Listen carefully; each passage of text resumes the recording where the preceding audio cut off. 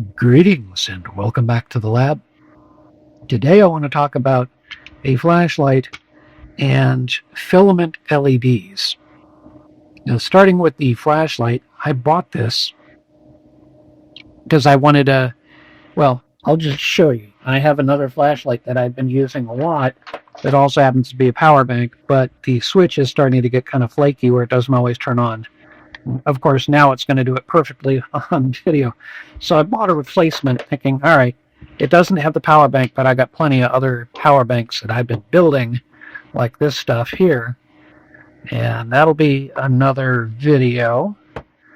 But this, and it has the ability to zoom and focus and everything, but when I got it, it didn't work. So here's a little clip of a video that I did sending it to the seller saying, it arrived, it was DOA. It didn't work. The mechanical functions are fine. It moves forward and back like that, but it will not turn on no matter what I do. I get no... The button does click, but I get no response from it. I have charged it overnight, and I'll demonstrate what I get. When I plug in,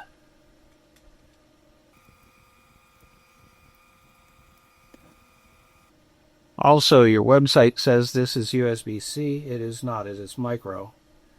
But when I plug in, And so I thought, okay, they're going to have me return it, but they didn't have me return it, which was a little bit of a surprise, although realistically, to ship it, I bought it for a couple of dollars, and to ship it would have cost about $8. So it wasn't really worth it to them. They took my word for it, and once I sent them the video, they pretty much had the proof they needed. I'm not even sure that they looked at the video. They sent me a full refund, which I appreciate, so that's a quality seller, but it wasn't a quality piece of work. So I figured, all right, if I don't have to return this, maybe I can figure out how to take it apart and try and fix it. And I discovered a few things when I did that. So here's how you actually take this particular style apart. If you happen to buy the same one, you just kind of grab onto here and you can wiggle it off. The first time it's tricky. After that, it's not so hard. There's also an O-ring that goes around here, so that'll create a little bit of an issue. But then what you want to do is you want to look down here. You're going to see that it's split. They claim it's waterproof. I don't believe that. Not from what I'm seeing. There's not enough of a seal to keep this thing together. And so now I'm going to pull it apart like that, and there are no guts in here because I've been working on it. This is the battery that they had in there that they said was an 18650. This is not an 18650. This is an 18650, and this is what I wired up to it. This 18650's got a little over 1 amp hour.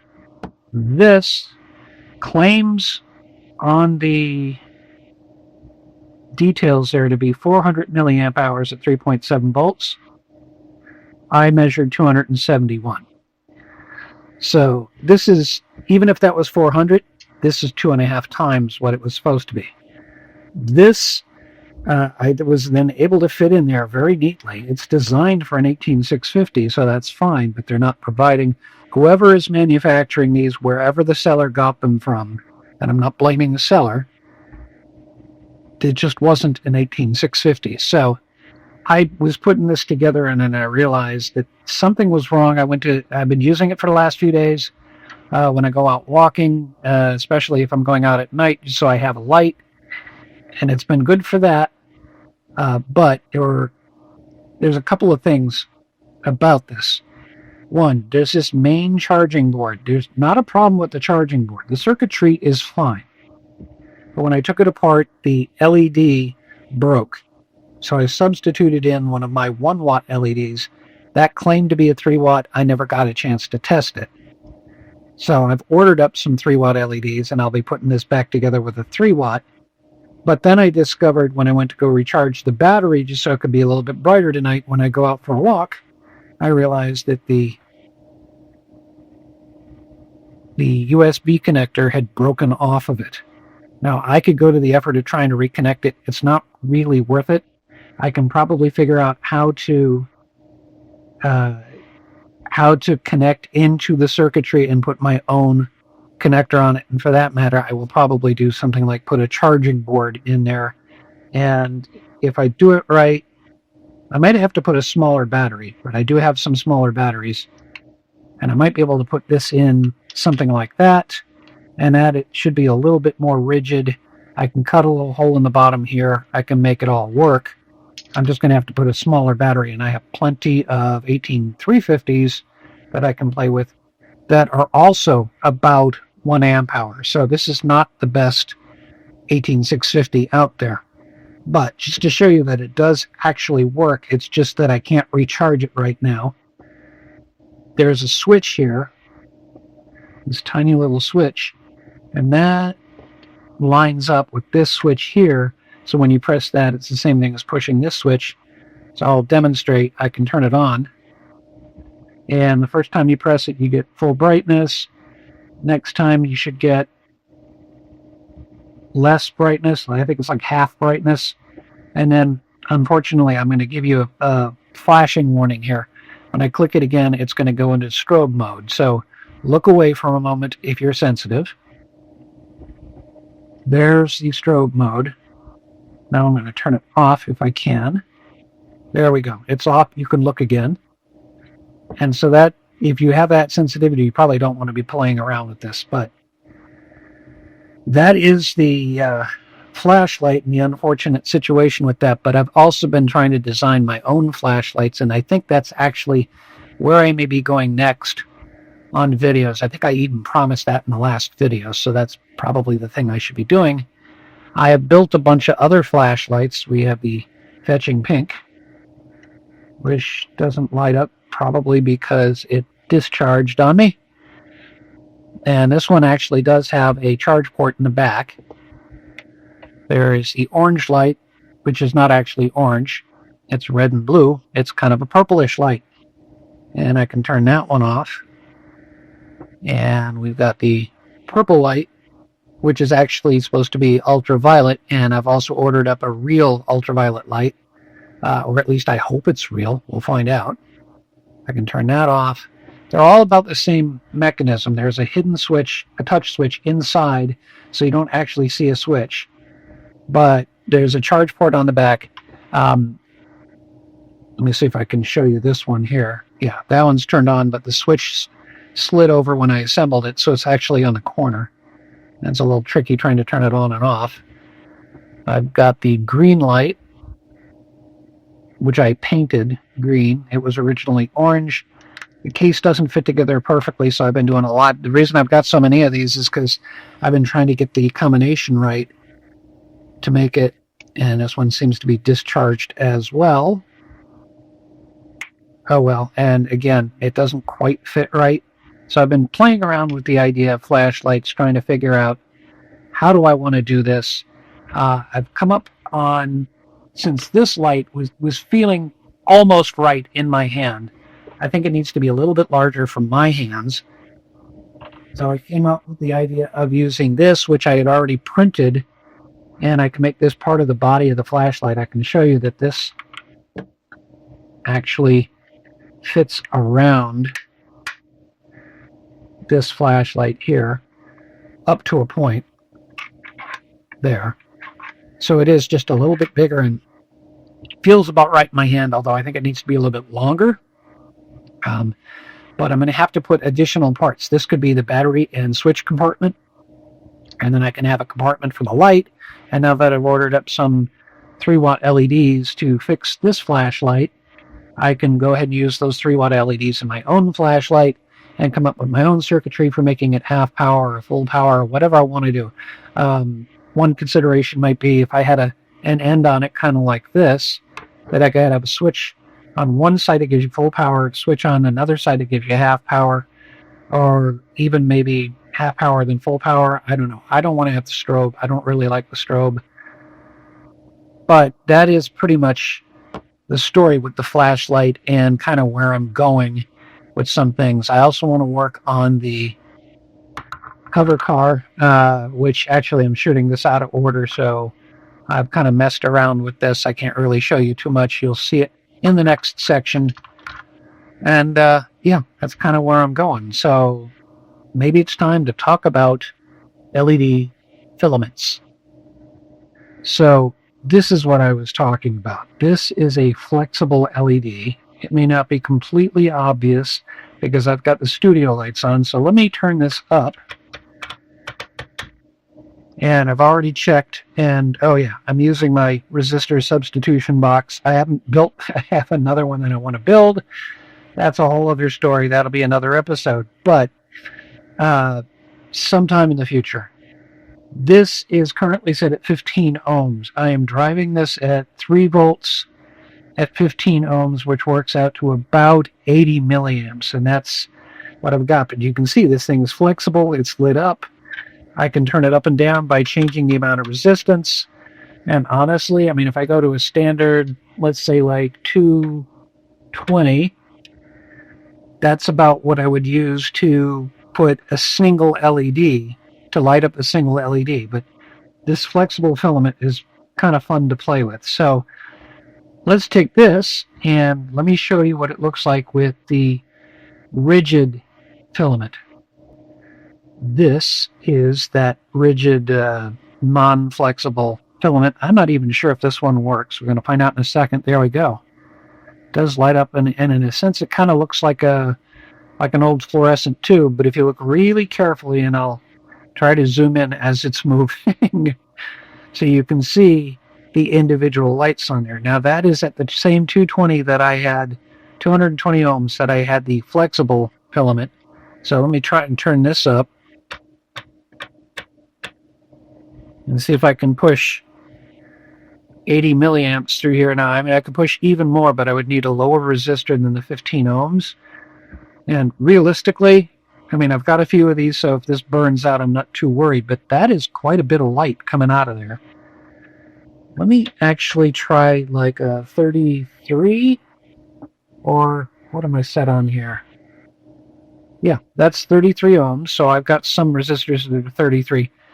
Forgive the flickering that's going on right now. That is not a property of the bulb. It's a property, I think, of the power supply that I'm using. I don't know how easy it's going to be to show you that, but you can see that the power supply is kind of blinking, and I think it's just a little bit confused by the load. It's not a very high load, and this is actually a battery charging board. So I just use this because I get the 4.2 volts out of it that I would get out of a battery. So why don't I go ahead and set that up? I'll set up a battery, and so you can see what it would look like connected directly to a battery. All right, this is the battery that came out of the flashlight. Let's see if I can plug this in. Now, I wired it up. Now, it's not really recommended to actually solder directly to a battery, but that's how this one actually was when I took apart the flashlight. And so I went ahead and put the connector back on it so I could plug it in and show you. There we go. Now we've got an actual battery powered, and it's not flickering like it was before, I don't think. Now that looks a lot more solid. And I can drive it all the way to this point. Interesting. Oh, I know why that's happening. I'm going between the 15 and the 22 ohms, and when I move the switch, this is a really old type of switch, when I move between the two, I'm getting the two of them in parallel, ultimately. So 15 parallel to 22 is going to be somewhere in a 17, 18 ohm range, and that's, no, sorry, actually it'll be even less than the 15, I think. You know what, I'll just put it up on the screen right about here in a blank spot, and I'll tell you what the number is, but I think that's what's happening is when I go between the two of them, it gets even brighter until I get to the next one. So, but I think we're still safe. This shouldn't be more than about 80 milliamps. So let me push this down to 15 and set up so we can actually find out how much current it's actually drawing.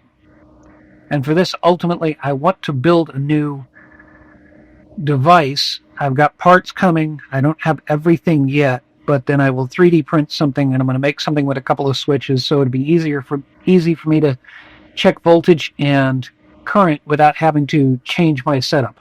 So let me do that, change my setup, and let's see what we come up with. Okay, now we're set up for checking the current draw. I've got my meter set on milliamps because I know it's going to be in milliamps. I've moved this over so you can actually see it. I apologize for the oversight there, but now you can see that I'm set on 15. This switch here is the high and low between, if it's switched to the left here, it's using this one. If it's switched to the right, it's using that one. I can prove that, I can prove that in a moment because the evidence will be when it's lit up. But I'm going to stick my other probe here. I got one probe going to the voltage source, which is coming from the battery, and then I'm going to connect into the resistor, which then connects to the light. And there we go. We are lit up, and actually it looks like we're more on the range of 110 to 113 milliamps. So it's a little higher than the 80, but that probably won't burn this one out. And honestly, for the projects I'll be using these for, I'm going to have it at a much lower setting. The main one being I've got this hover car that I designed, which was part of another series. And really what that is for the headlights there. And I've already got one wired in here, but you can't really see much because it's wired to a little button cell, although the button cell lasted a lot longer than I thought it would. So realistically, to get enough light out of that for the sake of a model, let's just turn it down until it seems... Oh, this is odd. I think I've wired it up wrong, so I'm going to double check everything and I'll be right back. Okay, I figured it out. I simply had a couple of things crossed. Instead of plugging into this one here, I should be plugged into this one here. This was just bypassing the resistor altogether, which is not good. That's basically giving it as much power as it can take. If I wire into here, and I should probably double check this with the other, but now you can see I can turn this up. Let me just leave that in there, and then you can see me turning it up. So let's go all the way to the 15 again. I'm turning the resistance down, but turning the brightness up, and we're at 46.1 milliamps. That is a bit more like I was anticipating. There's probably another 15 ohms worth of resistance in these wires or something crazy like that, which would explain why it's not giving me the 80 milliamps that I had calculated. But that's fine. This is good and bright. Now what I was going to do is I was going to turn it down until it seems like, yeah, that's probably a reasonable level for the headlights for the car. So if you just kind of think, what if this was in the car? I'm trying to line it up there so you can kind of imagine it. That's probably good enough for a model, considering I've got studio lights on as well. So we're at 14 milliamps. So that little button cell that was powering it before, generally those have about 320 milliamps worth of capacity. So if you take the 320 and you divide it by 15, you can come up with a number. But the other thing you need to know is that when the voltage drops, so it's the equivalent of having the resistance go up. So as it gets dimmer and it stays on like that, we're only consuming 2 milliamps at this point. So that's what was happening. It was sitting at like this brightness for a few days, which was pretty amazing. But if I want to design a battery to go into the car and all the rest of the electronics that are going to go into it, this is why I'm talking about these LEDs. And also just testing them out. I hadn't played with the filament LEDs before, so that's a rigid filament. That is, looks like 1K. No, that's 680. Let's go to 1K. That's what 1K looks like. You can see the individual LEDs in there. That might be a little too low. So if I go back to 680, well, I guess if you look hard enough, you can see the individual LEDs until you get it just so super bright that your eye can't adjust and pick out the individual LEDs. So, yeah, probably somewhere around 620, 680 is about where I want to be. And I've got a bunch of 620s as far as I know. That's actually 330 right now. There's 470. Even 330 would look good, or 220. And 220, you're looking at 6 milliamps, and that's at full voltage. When the voltage of the battery starts to draw down, this is going to get even dimmer. So hopefully what we do is we design something where the battery is rechargeable, so when everything starts to get dim, we just charge the battery back up again and we're off and running. So that is all the experimenting that I've been doing with this. That's kind of the next thing, and I'm not sure what I'm going to do for the next episode, but because I don't have all the parts yet to be able to start putting electronics into the car, which is the plan. We've got the initial car. I've now released the... that would explain why it's not lit up right now. You just kind of rip that off. There we go. That would kind of explain why it's not lit up. Sorry, I'm kind of losing my train of thought as I discover things here. So this car is in this form is available. If you haven't seen the video, this is 2 pieces, and I didn't paint them because I just wanted to actually assemble it. But if you did paint them, and let me see if I can't, I don't know if I can get this out. I taped it on so it wouldn't fall out, and that was the problem with the rigid. There were 2 problems with the rigid. One, they break easily, which hasn't happened to me yet, but apparently if you manhandle them, they will. And if I can get this tape off, I can pull the light out. Anyway, the point is that this goes together like this, one inside the other. You put the windows and you put the various lights. I'm using tape to represent the lights. I used paint to represent the headlight. You put all this together, and they fit one inside the other, and then you have what looks like windows, well, except that I got the wire caught there, and you can kind of see where the turn signals are supposed to be. That's why they're orange. And in the back, I've got various other colors that represent turn signals and brake lights. And so if you're interested, I'll put a link to that video series down below. And this will just be an independent one. I just wanted to talk about the flashlight and what happened with that, and then talk about the LEDs and how I could use that battery that came from the flashlight to power the LEDs. So it's not going to waste, though I had to rebuild the flashlight. So there you go. This is what these filaments are like. They're not like the normal LEDs. They're more like a string of LEDs all wired in parallel. So you can put more power into the filament than you can put into a regular 5mm LED. And I guess that's about it, folks. I just wanted to show you what was going on and get you caught up and get myself caught up and start working on the next video, which I'm not sure what it's going to be, so stay tuned. We'll find out next week. Thank you so much for watching.